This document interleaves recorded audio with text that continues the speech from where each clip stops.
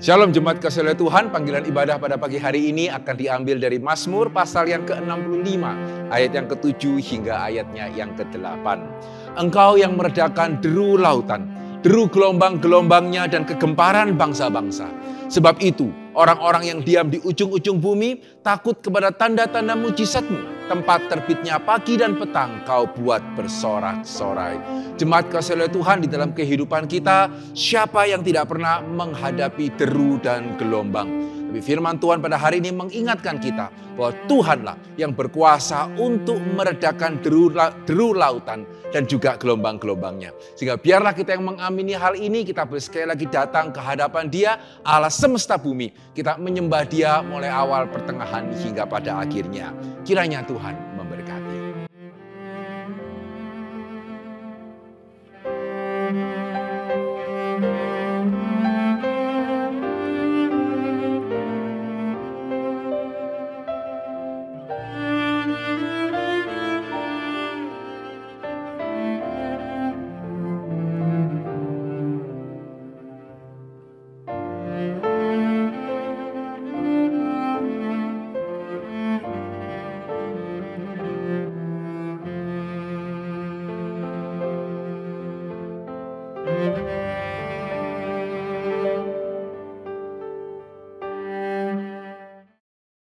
Ibadah kita pada pagi hari ini akan kita mulai di dalam nama Allah Tritunggal. Kiranya Allah Bapa, Allah Anak, Allah Roh Kudus memberkati seluruh ibadah kita. Mulai awal, pertengahan, hingga pada akhirnya. Mari bersama-sama kita memuji Tuhan, hormat bagi Allah.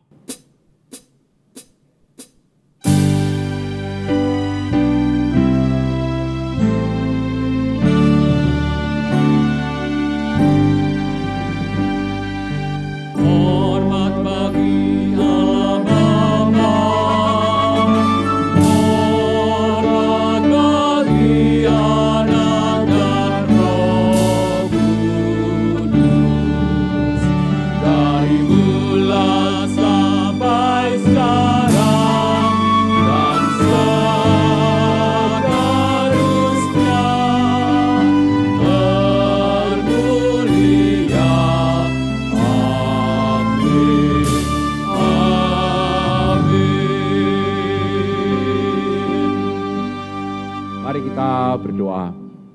Bapa dalam kerajaan surga, kami sungguh bersyukur dan berterima kasih sekali lagi ya Tuhan, semua pemeliharaan Tuhan di dalam hidup kami. Kalau satu kali lagi ya Tuhan, kami masih boleh beribadah di hadapan Tuhan, kalau kami masih boleh ada hingga pada hari ini, kami bersyukur untuk semua pemeliharaan Tuhan. Bapa di dalam kerajaan surga, biarlah ibadah kami pada hari ini pun boleh berkenan di hadapan Tuhan. Ampunilah segala dosa, pelanggaran kami, ampunilah segala ketidaklayakan kami ya Tuhan. Biarlah di dalam ibadah kami Tuhan yang boleh ditinggikan, Tuhan boleh berbicara kepada kami, dan Tuhan yang boleh dipermuliakan. Terima kasih Bapa dalam kerajaan surga. Dalam nama Yesus kami berdoa dan kami bersyukur. Amin. Shalom Bapak Ibu Saudara sekalian. Senang sekali saya boleh menyapa Bapak Ibu Saudara sekalian dimanapun Bapak Ibu Saudara sekalian berada. Sungguh bersyukur pada kesempatan pagi hari ini kita kembali boleh berkumpul meskipun dalam ibadah online. Biarlah pada kesempatan kita pada pagi hari ini, meskipun kondisi masih sulit, tidak membuat kita sulit untuk boleh bersyukur kepada Tuhan atas karyanya yang begitu besar bagi setiap kita, penyertaannya, pertolongannya, terlebih lagi anugerahnya yang begitu besar yang kita terima masing-masing. Marilah saya mengajak kita semua untuk boleh meninggikan Dia, kita boleh memegahkan namanya, mulia bagi Allah.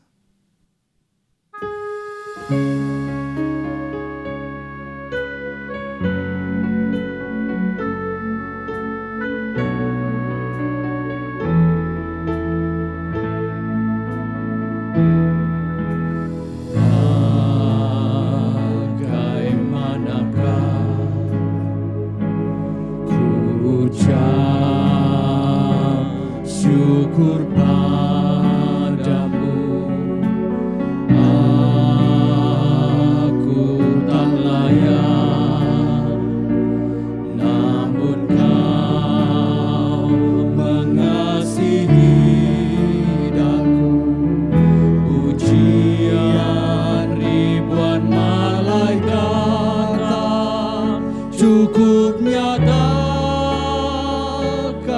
syukurku.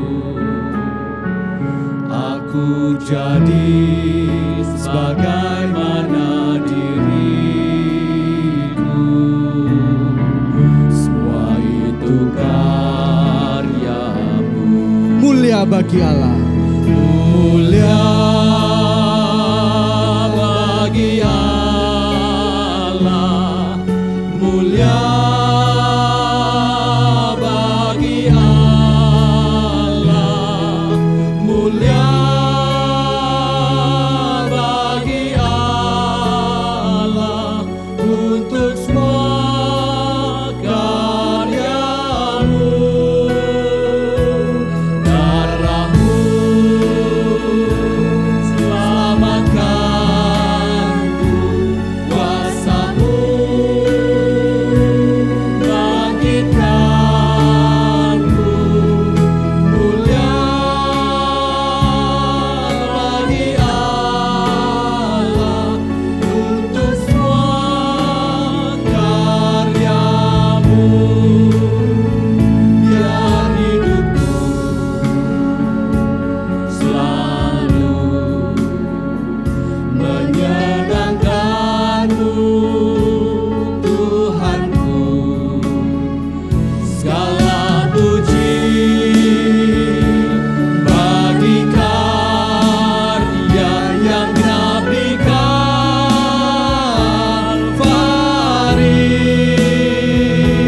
Kalvari. Darahmu selamatkanku, kuasamu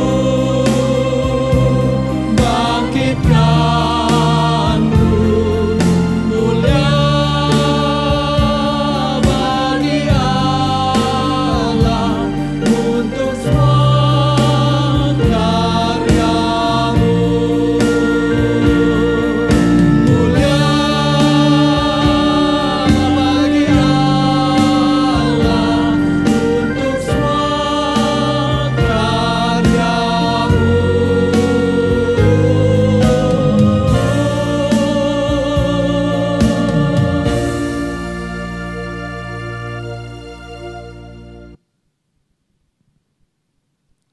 Sungguh karya Yesus adalah karya yang termulia.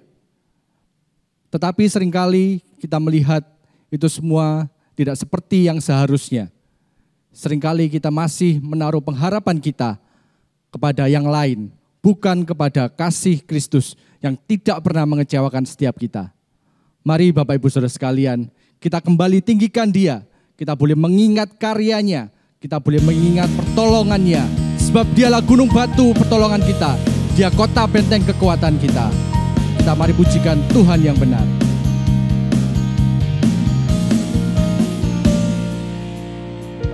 Kau gunung batuku dan kau kota bentengku, tak akan ku ragu. Kau menjamin hidupku, kau keselamatanku, dan kau yang membelaku, tak akan ku takut. Kuasamu di dalamku, walau badai menerpa di dalam hidupku ini, namun tanganmu Tuhan mengangkatku tinggi. Kau Tuhan yang benar, tak pernah tinggalkan. Dahulu, sekarang, selamanya, janjimu tak berubah. Kau Alfa dan Omega, awal dan akhir.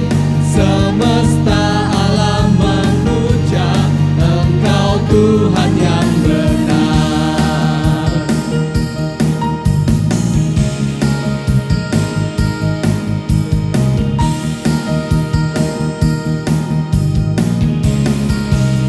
Kau gunung batuku, Kau gunung batuku dan kau kota bentengku, tak akan ku ragu. Kau menjamin hidupku, kau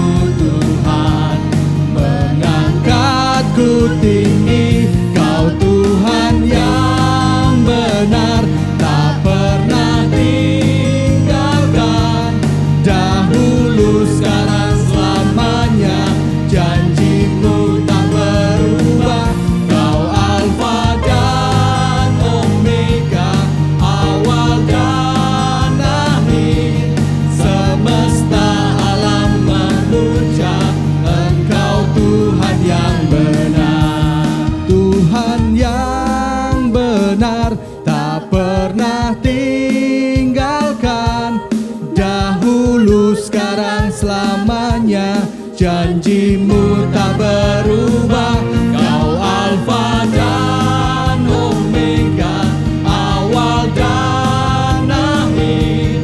Semesta alam memuja Engkau Tuhan yang benar. Semesta alam memuja, semesta alam memuja, semesta alam memuja Engkau Tuhan yang benar.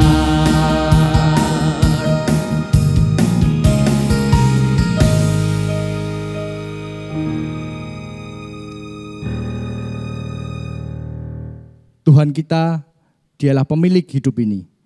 Dia pemilik seluruh alam semesta. Oleh sebab itu, marilah kita tidak perlu khawatir, kita tidak perlu gentar dan takut, seperti pujian yang baru saja kita naikkan. Sebab Dia akan mengangkat kita tinggi, dan tidak hanya itu, Dia pun melingkupi kita, sehingga kita tidak akan jatuh. Mari jemaat, sambil kita mempersiapkan hati kita untuk mendengarkan firman Tuhan, kita boleh pujikan Lingkupiku.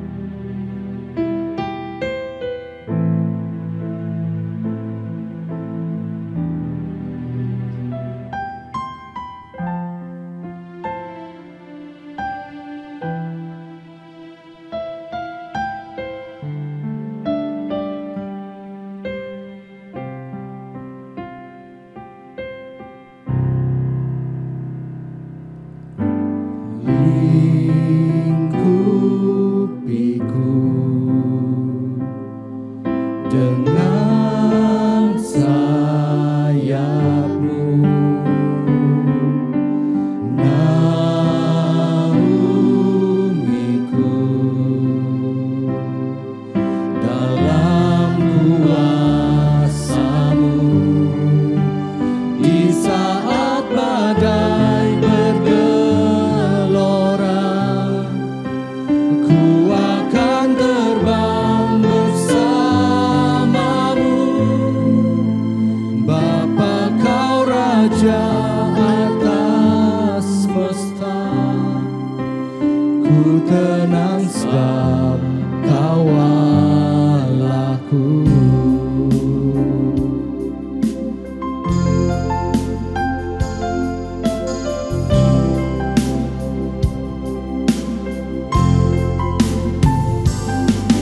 Jiwaku tenang dalam Kristus. Lihat kuasa-Nya dalam keheningan.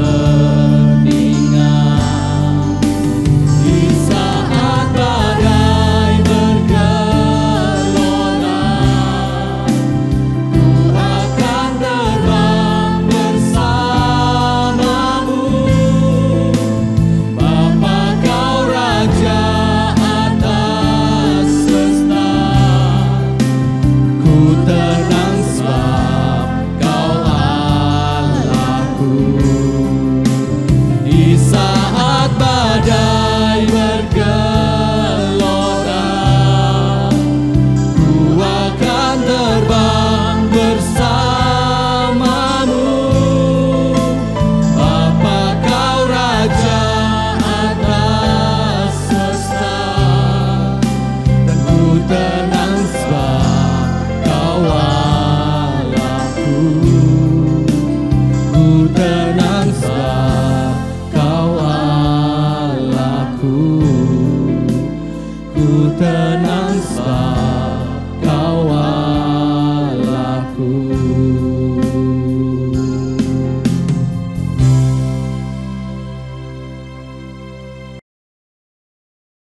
Shalom jemaat yang dikasihi oleh Tuhan. Selamat pagi saya ucapkan kepada setiap kita. Selamat beribadah pada minggu ini. Mari kita akan mempelajari firman Tuhan pada pagi ini, di mana saya akan mengajak saudara untuk merenungkan satu tema, Yesus bukan sekedar pelengkap iman. Mari kita mendasari firman Tuhan dari Markus pasal yang keempat.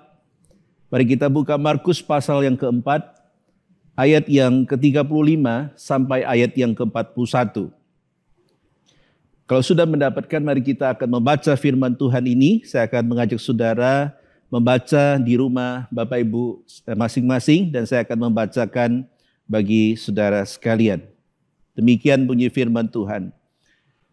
Angin ribut diredakan.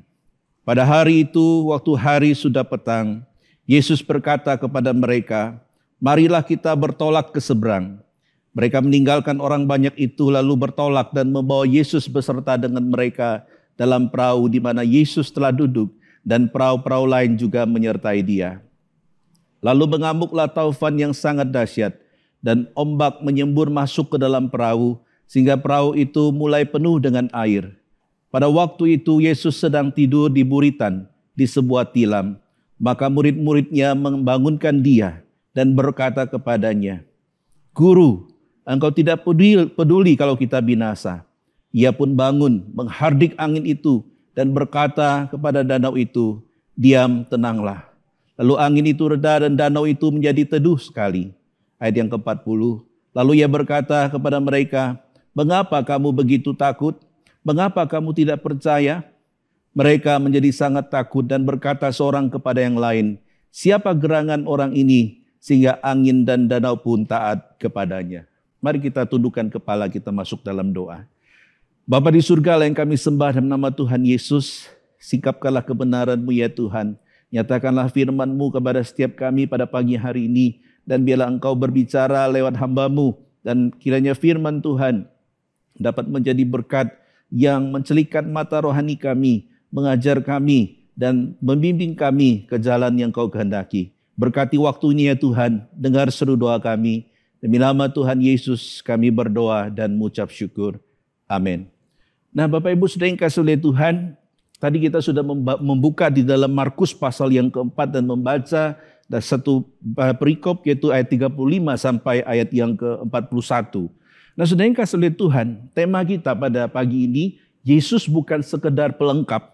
Itu adalah satu tema yang muncul saudara dari bagian ini, di mana kalau kita membaca dengan begitu teliti kita dapat menemukan ini sesuatu yang mungkin perikop yang sering Bapak Ibu baca bukan? Bahkan dari sekolah minggu kita sudah tahu cerita ini, dan bahkan mungkin kita banyak yang pernah pergi ke tempat di mana peristiwa ini terjadi, yaitu di Israel. Nah saudara yang kasih oleh Tuhan, tapi hal yang menarik saudara kalau sudah perhatikan dalam bagian firman Tuhan ini settingnya terjadi di sebuah tempat yang bernama Danau atau Laut Galilea. Ada beberapa nama untuk tempat ini, ada yang menamai dia Laut Galilea, ada yang menamai tempat ini Danau Galilea, kemudian ada yang mengenalnya dengan sebutan Danau Tiberias, kemudian ada juga yang menyebutnya dengan Danau Genesaret. Nah saudara yang kasih oleh Tuhan, satu fenomena alam yang mungkin menjadi sesuatu yang mengagetkan sekali saudara yang kasih oleh Tuhan. Di mana ketika itu Alkitab mencatat ketika hari sudah malam mereka hendak berjalan atau menyeberang daripada danau itu. Dan Alkitab mencatat bagaimana tiba-tiba terjadi satu gelombang yang besar, satu badai yang besar. Nah saudara yang kasih oleh Tuhan, kita tahu bahwa kalau kita melihat ya dari secara geografi ya, Danau Galilea ini terletak di seperti sebuah daerah corobong angin saudara ya. Jadi ini sebuah danau yang begitu besar, atau ada yang menyebutnya laut begitu ya. Karena 75% daripada sumber air Israel itu diambil dari danau ini. Nah saudara, secara geografi dia terletak atau diapit oleh bukit-bukit di sekitarnya. Dan ketika musim panas saudara yang kasih oleh Tuhan ya, kita membaca di dalam geografi dikatakan bahwa akan terjadi di mana ketika di puncak-puncak gunung itu terjadi satu badai angin, maka badai itu akan melewati corong angin ini, yaitu Danau Galilea ini. Itulah kenapa saudara yang kasih oleh Tuhan, secara tanpa diduga, secara tiba-tiba akan terjadi yang namanya badai. Nah saudara yang kasih oleh Tuhan, Markus pasal yang keempat ayat 38, di situ mencatat, pada waktu peristiwa itu terjadi, apa yang terjadi di dalam kapal atau dalam perahu itu ya. Ayat 38 mengatakan pada waktu itu Yesus sedang tidur di buritan di sebuah tilam. Maka murid-muridnya membangunkan dia dan berkata kepadanya, "Guru, engkau tidak peduli kalau kita binasa." Nah saudara, ketika kita membaca ayat ini, kita mungkin mengiyakan atau mungkin kita juga merasakan bahwa iya ya, kenapa kok gurunya itu tidak menolong murid-muridnya ketika mereka berada di dalam bahaya. Tapi saudara jangan menyimpulkan terlebih dahulu. Kita lihat saudara yang kasih oleh Tuhan.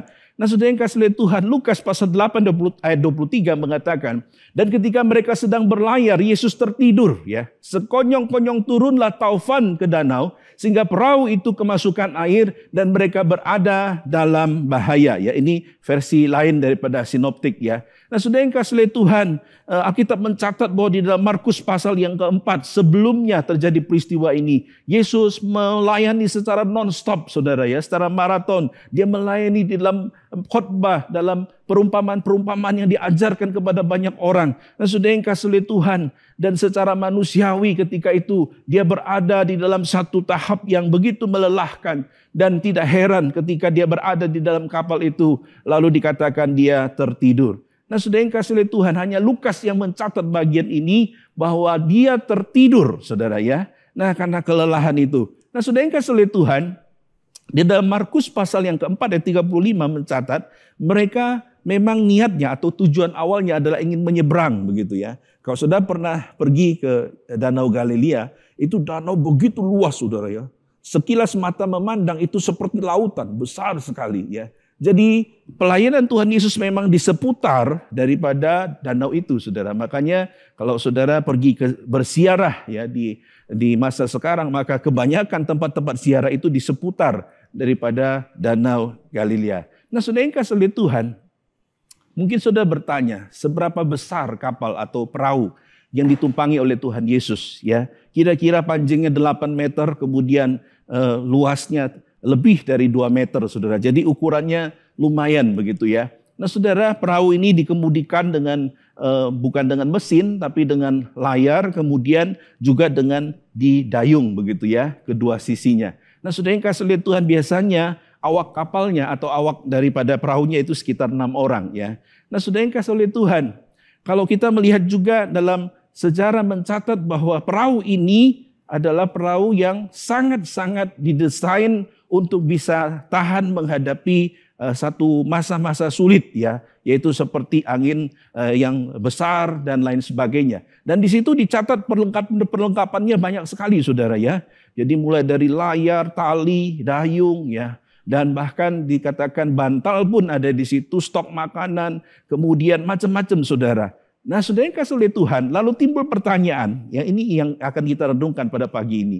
Mengapa dengan perahu yang begitu kuat, ya, dengan perlengkapan yang begitu lengkap, dengan anak buah kapal yang berpengalaman, saudara tahu bahwa mayoritas murid Tuhan Yesus, ya, ada 6 orang, itu adalah seorang yang disebut sebagai fisherman atau seorang nelayan. Nah saudara yang kasih oleh Tuhan, itu berarti mengapa dengan perahu yang kuat, dengan perlengkapan yang lengkap, dengan anak buah kapal yang berpengalaman, tidak bisa membuat mereka untuk menghadapi badai itu dengan berani. Tidak bisa membuat mereka menjadi tangguh menghadapi badai itu. Mengapa saudara yang kasih oleh Tuhan?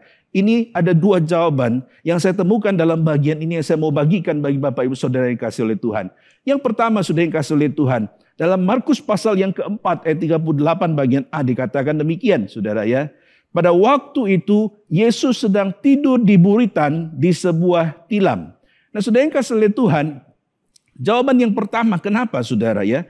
Kenapa murid-muridnya dengan perlengkapan yang lengkap, dengan kapal yang kuat, dengan pengalaman yang luar biasa, mereka takut terhadap badai ini? Jawabannya adalah yang pertama saudara, karena mereka dari awal sudah meletakkan Tuhan Yesus, atau dalam bahasa saya adalah mengotakkan Tuhan Yesus di buritan kapal saudara ya.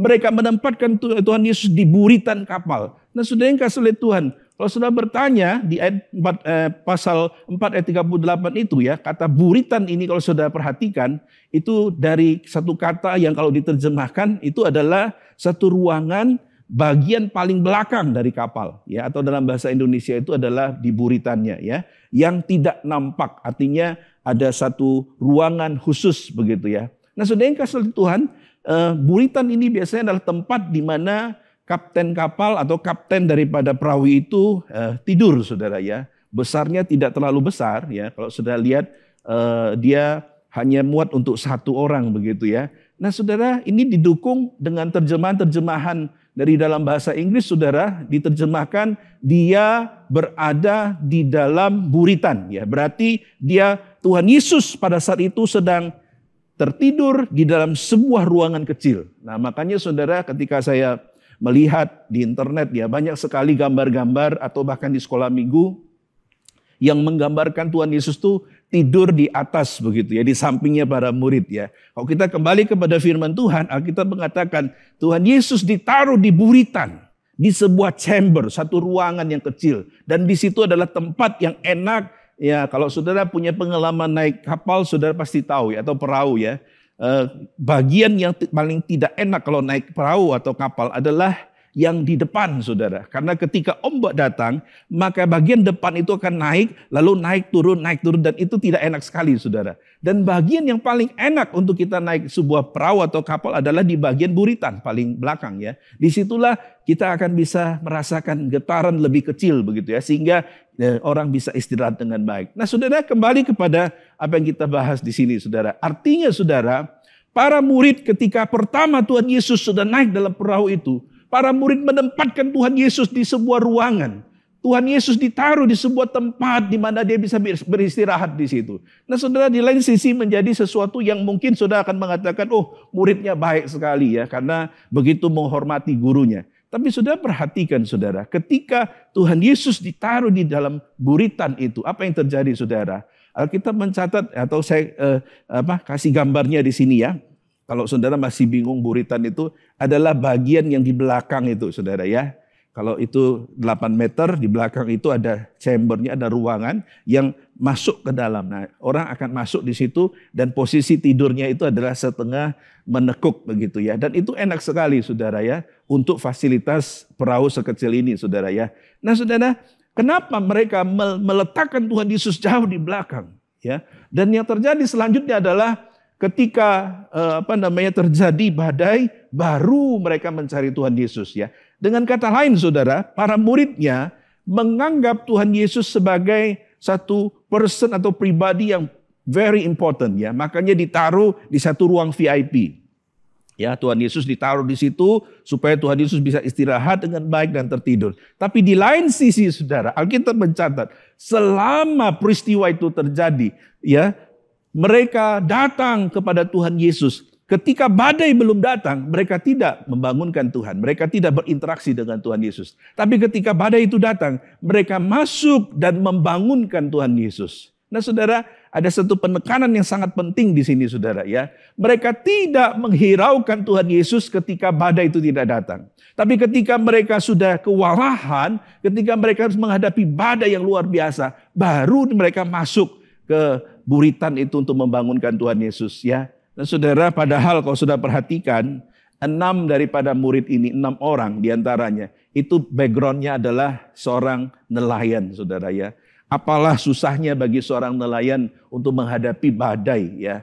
Saya yakin dalam pengalaman pekerjaan mereka sudah biasa menghadapi itu. Tapi kenapa, saudara yang kasih oleh Tuhan, mereka harus datang dan membangunkan Tuhan Yesus? Mengapa mereka harus datang mencari Tuhan Yesus? Seolah-olah mereka itu kewalahan. Jawabannya adalah memang, saudara. Saya yakin bahwa murid itu ketika mereka pertama menghadapi badai itu, mungkin mereka mengatakan, alah, aku bisa ini ya. Alah, ini biasa. Lalu mereka dengan kepintaran dan pengalaman mereka berusaha menaklukkan badai itu. Dan yang terjadi adalah badai itu semakin besar, semakin mengganas. Dan mereka kewalahan dan mereka sudah kehabisan akal. Lalu baru mereka mencari Tuhan Yesus. Inilah yang saya mau katakan adalah mereka mengotakkan Tuhan Yesus. Kenapa, saudara? Karena ketika dalam kondisi yang aman, mereka sama sekali tidak berinteraksi dengan Tuhan Yesus. Tapi ketika mereka sudah mati akal, ketika mereka sudah berada dalam bahaya, mereka baru mencari Tuhan Yesus.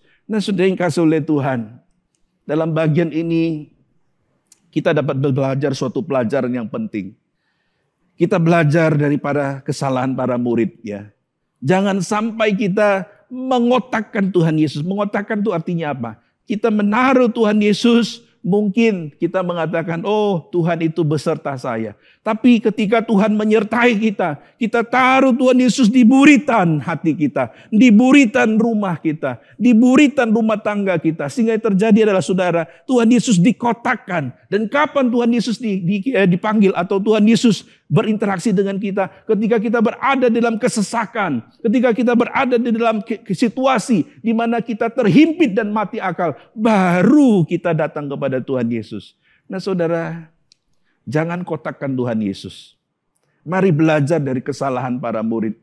Jangan sampai kita ketika menghadapi masa sekarang ini, masa pandemik ini, kita berjuang dengan segala kepintaran kita, kita berjuang dengan segala pengalaman kita berjuang dengan segala kemampuan finansial kita. Dan yang terjadi adalah ketika kita jatuh terjerembab dan kita baru ingat kepada Tuhan Yesus, baru kita melibatkan Tuhan. Nah saudara, pesan firman Tuhan dalam bagian ini adalah jangan kotakkan Tuhan Yesus. Libatkan Kristus dalam setiap aspek hidupmu. Jangan kau singkirkan Tuhan Yesus ketika hidupmu lancar. Jangan ketika Tuhan Yesus itu ada di tengah-tengah keluargamu, di tengah kehidupanmu. Ketika saat itu semuanya lancar. Lalu engkau tidak pernah berinteraksi dengan dia di dalam doa. Engkau tidak pernah mencari dia di dalam suatu hubungan pribadi. Tapi ketika engkau dalam kesesakan, baru engkau mencari Tuhan Yesus. Nah saudara, berarti apa bedanya kita dengan para murid? Nah saudara yang kasih oleh Tuhan, mari libatkan Tuhan Yesus dalam hidup saudara dan saya. Yang kedua saudara dan yang terakhir. Kalau tadi timbul pertanyaan mengapa dengan kapal yang kuat, dengan perahu yang kuat, kemudian dengan perlengkapan yang memadai, dengan anak buah kapal yang berpengalaman, lalu mereka kewalahan menghadapi sebuah badai. Jawabannya selain tadi karena mereka sudah mengkotakkan Tuhan Yesus, menaruh Tuhan Yesus di buritan. Dan mereka yang berjuang sendiri setelah kewalahan baru mencari Tuhan. Yang kedua di sini kita dapat menemukan di ayat yang 38 bagian yang B dikatakan demikian ya. Dikatakan demikian, maka murid-muridnya membangunkan dia dan berkata kepadanya, "Guru, engkau tidak peduli kalau kita binasa." Ya. Maka murid-muridnya membangunkan dia dan berkata kepadanya, "Guru, engkau tidak peduli kalau kita binasa." Nah saudara yang kasih oleh Tuhan, dalam bagian ini saudara, mereka dalam satu kondisi digambarkan seperti orang yang sudah lost faith, sudah tidak punya iman, sudah tidak punya satu kepercayaan. Sehingga mereka datang kepada Tuhan Yesus dengan satu ketakutan yang luar biasa. Dengan satu ketakutan yang begitu susah untuk digambarkan saudara. Sehingga dalam bagian ini sebenarnya mereka sudah mulai kehilangan iman. Nah saudara yang kasih oleh Tuhan. Dan selanjutnya Alkitab mencatat apa saudara? Di situ dikatakan, "Guru, engkau tidak peduli kalau kita binasa." Seolah-olah Tuhan Yesus yang salah. Seolah-olah Tuhan Yesus yang dipersalahkan atas apa yang terjadi. Tapi perhatikan selanjutnya saudara yang kasih oleh Tuhan. Kalau saudara melihat Tuhan Yesus ketika itu tidur dengan nyenyak. Ya, kalau saudara dan saya bisa tidur dengan nyenyak tanpa harus ya membutuhkan obat penenang atau obat-obatan untuk membuat kita tertidur, itu puji Tuhan saudara ya. Kenapa? Karena ketika orang bisa tertidur dengan pulas, itu berarti kepasrahannya kepada Tuhan, penyerahan hidupnya kepada Tuhan itu luar biasa. Nah ini yang terjadi kepada Tuhan Yesus. Para murid tidak menyadari bahwa ketika Tuhan Yesus tertidur di buritan kapal, Tuhan Yesus sama sekali tidak merasa takut. Tuhan Yesus ingin memberikan satu contoh saudara yang kasih oleh Tuhan. Bahwa dia sama sekali tahu apa yang akan terjadi. Dan dia yakin bahwa pasti Tuhan atau apa yang terjadi selanjutnya adalah di dalam rencana Tuhan. Nah saudara yang kasih oleh Tuhan, nyenyaknya tidur ini kalau kita bisa pelajari saudara, adalah sesuatu yang menggambarkan kepasrahan total. Ya, kenapa saudara? Karena hanya dengan kepasrahan kepada Tuhan, maka orang itu baru bisa tidur dengan nyenyak ya. Nah saudara, tapi di lain sisi kita melihat bahwa para murid datang kepada Tuhan Yesus dan seolah-olah menyalahkan Tuhan Yesus. Nah saudara, orang kalau dalam kesesakan biasanya begitu ya.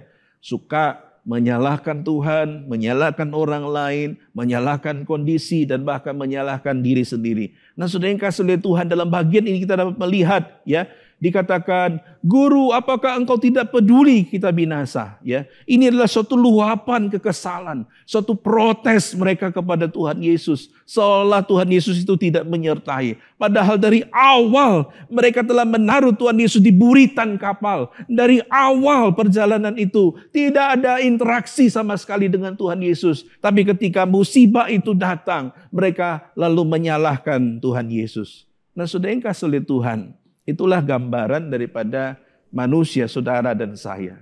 Kerap kali saudara, ketika situasi lancar, jarang sekali kita datang untuk mungkin bersujud, beribadah, menyembah Tuhan, mencari Tuhan dengan kesadaran sendiri.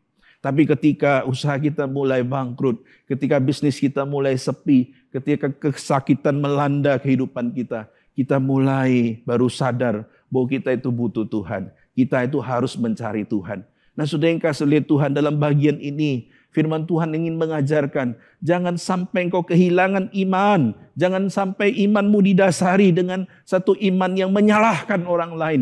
Iman yang blame orang lain. Sehingga engkau merasa bahwa dirimu tetap benar. Padahal dari awal seperti para murid, mungkin kita telah menyingkirkan Tuhan Yesus. Mungkin kita telah mengkotakkan Tuhan Yesus. Sehingga kita menaruh Tuhan Yesus. Ya, kita ngomong, wah Tuhan Yesus, kamu tak taruh satu ruangan VIP ya. Pokoknya kamu ya tenang-tenang di situ ya. Karena nanti kalau ada bahaya baru tak panggil. Tuhan Yesus dijadikan seperti apa? Ban serep, saudara ya. Tuhan Yesus tidak ingin ini terjadi ya. Sehingga Tuhan Yesus ingin mengkomunikasikan satu kebenaran ya. Ayat 39 dikatakan di situ. Ia pun bangun menghardik angin itu dan berkata kepada danau itu, "Diam, tenanglah." Ya, diam, tenanglah.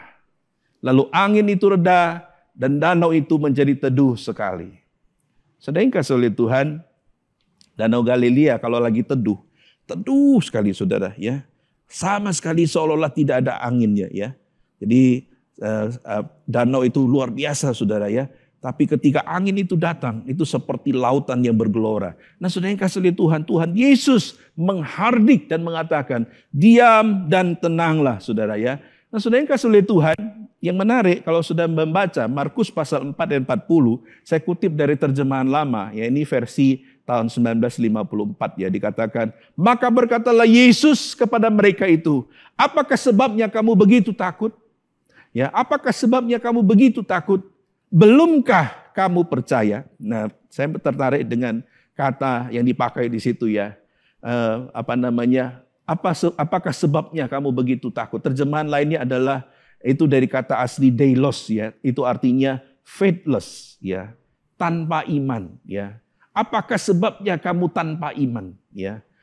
Mengapa kamu kehilangan imanmu? Tuhan Yesus bertanya kepada para murid ya. Mengapa engkau menjadi faithless? Bukankah engkau yang selalu mengikut diriku? Ya, mungkin Tuhan Yesus mengatakan demikian. Bukankah kamu yang baru saja mendampingi aku ketika aku mengajar perumpamaan-perumpamaan kepada banyak orang. Dan kau menyaksikan begitu banyak mujizat Tuhan terjadi. Tapi kenapa ketika badai itu datang, engkau menjadi faithless, menjadi hilang iman. Nah, saudara yang kasih oleh Tuhan, mereka akhirnya karena ketakutan itu membuat iman mereka menjadi hilang. Nah, saudara, dalam bagian ini firman Tuhan ingin mengajarkan, jangan sampai saudara yang kasih oleh Tuhan, karena kesusahan hidup, karena penderitaan yang kita alami saat ini, kita menjadi meragukan Tuhan, kita menjadi faithless saudara, iman kita menjadi hilang. Kenapa saudara? Karena kita tidak sungguh-sungguh mengikut Tuhan. Nah, saudara, makanya Tuhan Yesus ingin mengatakan, belumkah kamu percaya?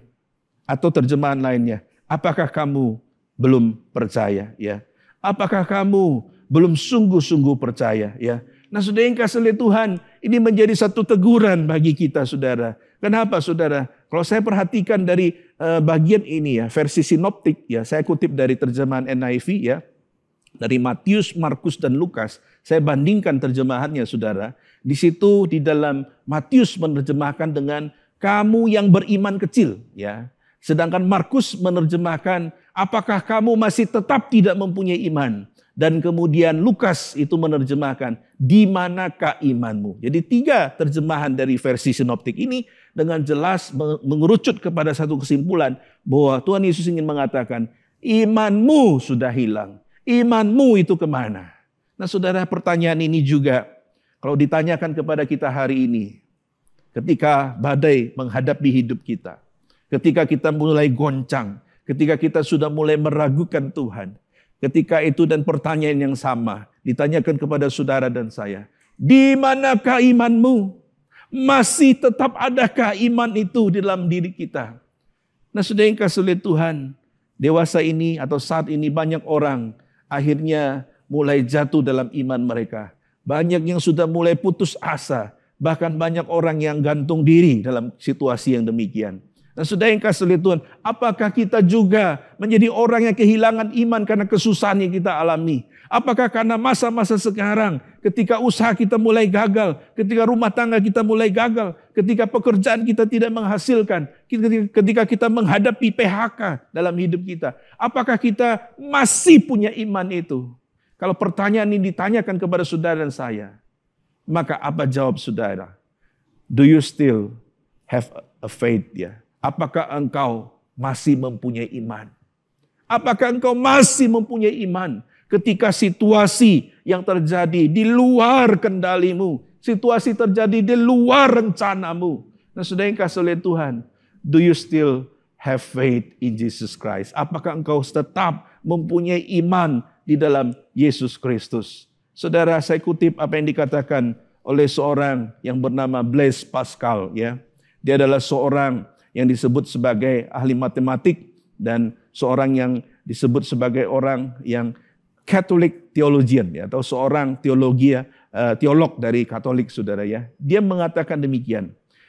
Jika saya percaya kepada Tuhan dan percaya juga kepada kehidupan setelah kematian, ya, dan kamu tidak, ya. Jadi ceritanya ini dia sedang dengan seseorang, ya. Dia mengatakan kalau saya percaya, ya, kepada Tuhan dan kehidupan setelah kematian, kemudian engkau tidak, maka jika memang tidak ada Tuhan, itu berarti kita sama-sama kalah, ya. Kalau memang, ya, saya percaya ada Tuhan, saya percaya akan ada kehidupan setelah kematian, dan engkau tidak percaya. Dan kalau memang benar tidak ada Tuhan, berarti kita sama-sama kalah. Tapi, nah, Blaise Pascal mengatakan, however, ya, jika di situ ada Tuhan, ya, atau yang kita percaya ini benar-benar Tuhan itu ada, maka engkau yang tidak percaya ini tetap kalah, dan aku mendapatkan semuanya. Kenapa? Karena kita percaya, begitu ya. Itu berarti saudara yang kasih oleh Tuhan. Saya mau katakan bahwa Pascal ingin mengatakan, ketika engkau percaya sungguh-sungguh, maka tidak ada ruginya bagi dirimu. Tidak ada ruginya bagimu untuk sungguh-sungguh beriman kepada Tuhan. Tidak ada ruginya bagimu untuk sungguh-sungguh mengharapkan pertolongan Tuhan. Tidak ada ruginya bagi saudara untuk menunggu lebih lama lagi pertolongan Tuhan. Mungkin saat ini saudara yang kasih oleh Tuhan, Tuhan sedang bekerja.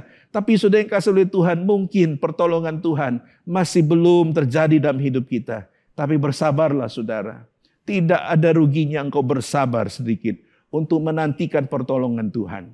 Kenapa saudara? Itulah yang disebut dengan beriman. Karena itu saudara yang kasih oleh Tuhan, saya akan tutup khotbah saya dengan satu kesimpulan. Ingatlah, ya, bahwa Kristus bukan pelengkap iman.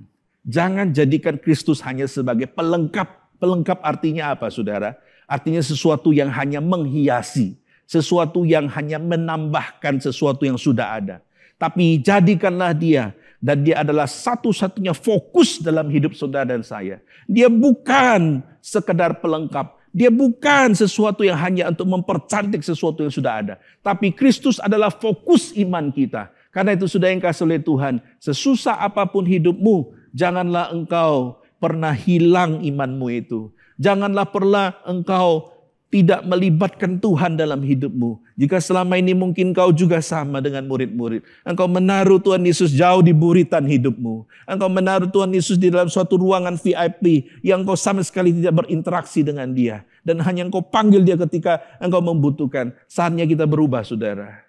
Kita harus libatkan Tuhan Yesus dalam setiap musim kehidupan kita. Dalam setiap aspek kehidupan kita. Sehingga yang terjadi adalah, saudara, Tuhan akan berkarya dalam hidup saudara dan saya secara luar biasa. Pertanyaannya sekarang, maukah saudara untuk sungguh-sungguh melibatkan Tuhan Yesus, bukan menjadikan dia sebagai pelengkap, tapi menjadi fokus dalam hidup saudara dan saya. Mari kita berdoa. Bapa di surga, Allah yang kami sembah dalam nama Tuhan Yesus, kami bersyukur untuk firman Tuhan yang sekali lagi mengingatkan kepada setiap kami bahwa Kristus bukan pelengkap iman, tapi Kristus adalah fokus daripada iman percaya kami.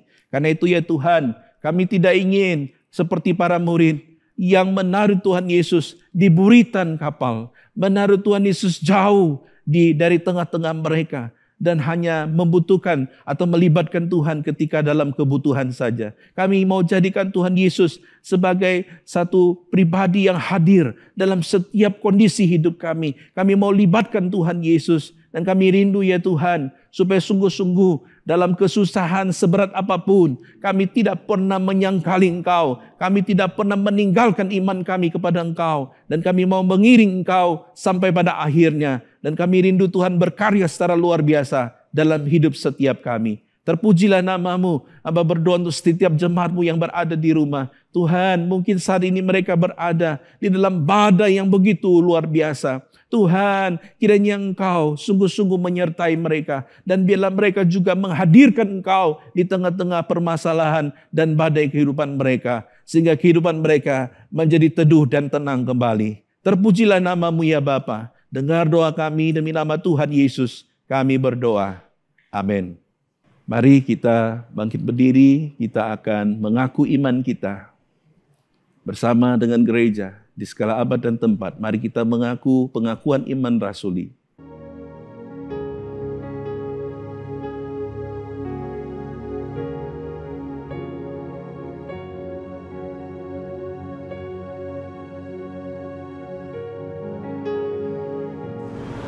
Aku percaya kepada Allah, Bapa yang Maha Kuasa, Khalik langit dan bumi. Dan kepada Yesus Kristus, anaknya yang tunggal, Tuhan kita. Yang dikandung dari Roh Kudus, lahir dari anak darah Maria. Yang menderita sengsara di bawah pemerintahan Pontius Pilatus. Disalibkan, mati dan dikuburkan, turun ke dalam kerajaan maut. Pada hari yang ketiga, bangkit pula dari antara orang mati. Naik ke surga, duduk di sebelah kanan Allah, Bapa yang Maha Kuasa. Dan dari sana ia akan datang untuk menghakimi orang yang hidup dan yang mati. Aku percaya kepada Roh Kudus, Gereja yang kudus dan am, persekutuan orang kudus, pengampunan dosa, kebangkitan tubuh, dan hidup yang kekal. Amin. Bersyukur atas firman yang boleh kita dengar. Bila firman yang boleh kita dengar tidak hanya tertanam dalam setiap hati kita, tetapi boleh kita lakukan, boleh kita jadikan ikrar kita bahwa Tuhan tidak pernah meninggalkan kita. Dialah gunung batu pertolongan kita, dialah kota benteng kita. Mari jemaat, sambil kita memberikan persembahan, kita boleh pujikan gunung batu pertolonganku.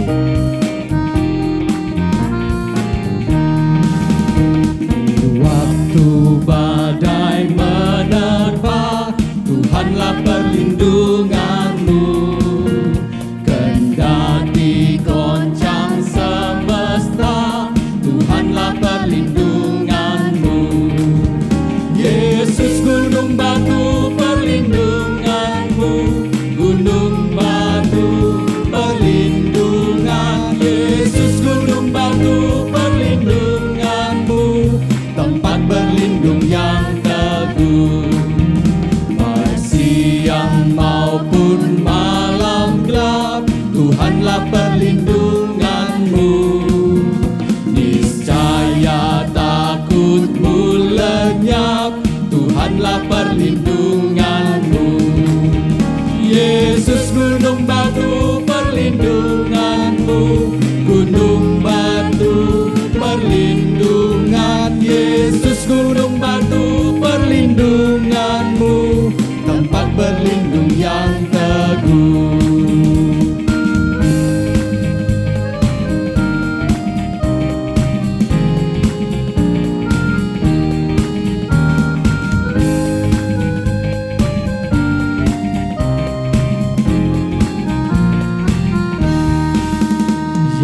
Gunung batu yang tetap, Engkaulah perlindunganku. Di tiap waktu dan tempat, Engkaulah perlindunganku. Yesus gunung batu perlindunganmu, gunung batu perlindungan. Yesus gunung batu perlindunganmu, tempat berlindung yang teguh. Jemaat, mari kita bersatu di dalam doa. Tuhan, sungguh kami bersyukur untuk kesempatan pada pagi hari ini. Kembali kami boleh diingatkan atas firman-Mu Tuhan yang boleh kami dengar.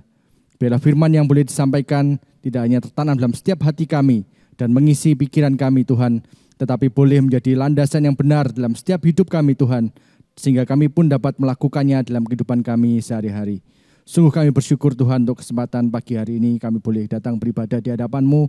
Kiranya kami pun boleh memberikan persembahan Tuhan.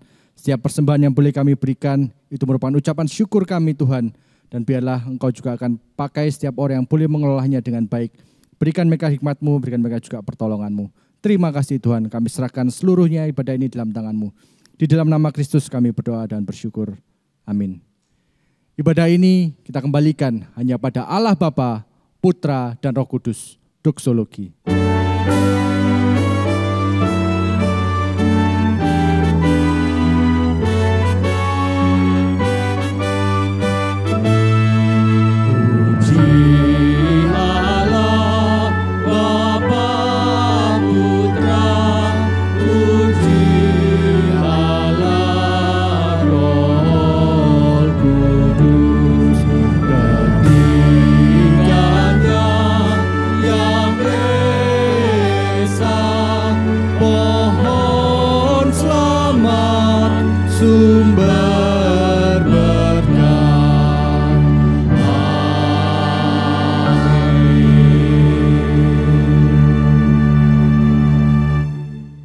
Terima kasih oleh Tuhan, mari kita akan menerima berkat Tuhan dari tempat kita masing-masing.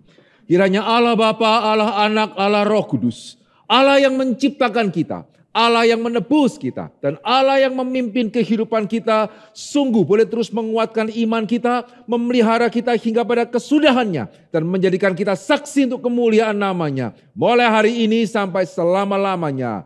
Amin.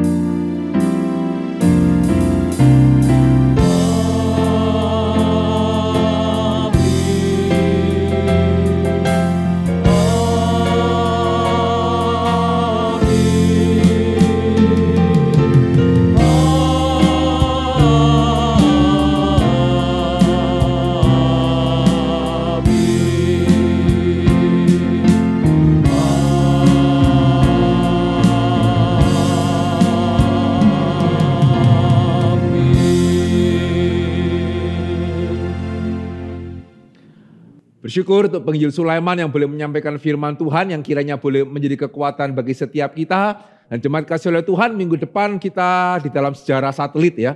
Pertama kalinya kita akan merayakan ulang tahun secara online. Ya, sehingga minggu depan ya GKA Alien Satelit akan merayakan ulang tahun yang ke-22. Ya, sehingga biarlah dalam satu minggu ini bolehkah kita secara khusus mendoakan gereja kita. Ya, supaya dalam situasi seperti ini maupun nanti setelah kita kembali beribadah secara onsite, Tuhan boleh tetap menyertai gerejanya di tempat ini. Puji Tuhan, ya kiranya Tuhan memberkati setiap kita. Shalom Bapak Ibu sekalian, salam damai sejahtera buat kita semua. Kita hari ini ada beberapa pengumuman penting. Yang pertama, minggu depan itu kita ada kebaktian ulang tahun. Gereja Alien Satelit akan merayakan ulang tahun yang ke-22. Silakan mengajak teman-teman, saudara-saudara untuk menghadiri kebaktian ulang tahun kita minggu depan. Lalu yang kedua, EBS mengenai doktrin Roh Kudus akan dimulai pada tanggal 28 September pukul 7 malam. Itu ada 5 kali pertemuan. Jadi diharapkan jemaat bisa mengikutinya. Lalu untuk persekutuan doa online OPM tanggal 16 September akan tetap ada. Silakan Bapak Ibu mendengarkan kesaksian yang menguatkan dan kita akan berdoa bersama. Lalu untuk YAM, yang adult ministry, para pemuda senior, silakan mengikuti lanjutan eksposisi Efesus dengan pembicara penginjil Krishna yang akan diadakan Kamis tanggal 17 September jam 7 malam. Jadi para YAMers ikut ya. Yang terakhir ada pengumuman dari SKE bagi Bapak Ibu yang mempunyai anak atau mempunyai teman-teman yang tertarik untuk Sekolah Kristen Elion, silakan memperhatikan pengumuman ini. Virtual Open House untuk jenjang primary akan diadakan tanggal 14 sampai 19 September seperti IG Live bersama Principal, di mana peserta dapat menanyakan langsung mengenai kurikulum dan juga seminar parenting. Selain itu masih ada lomba-lomba menarik yang dapat diikuti putra-putri Anda. Dapatkan penawaran spesial yaitu diskon 25% untuk jemaat, free seragam dan juga diskon 50% untuk joining fee selama periode early bird. Baik, demikian pengumuman pada hari ini. Salam sehat selalu. Stay home, stay safe. God bless you. You gave everything to save the world you loved, and this whole